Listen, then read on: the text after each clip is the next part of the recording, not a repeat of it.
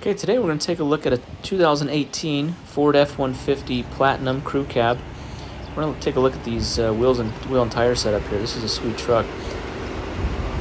The Platinum's got these blacked out bumpers, and it's got these are the fuel Sledge wheels, and then the Wildpeak AT3 305 5520 tires. They have an awesome looking tread pattern. I really like the tread pattern.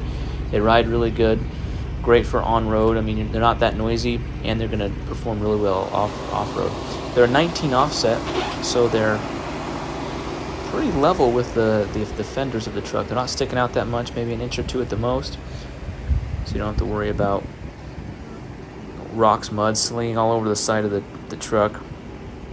They really have a great tread pattern, quiet on the road.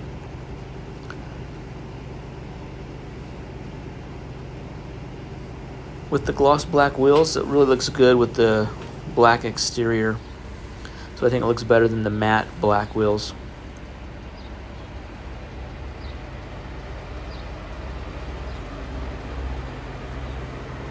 Anyways, this is a pretty sweet truck. Again, 2018.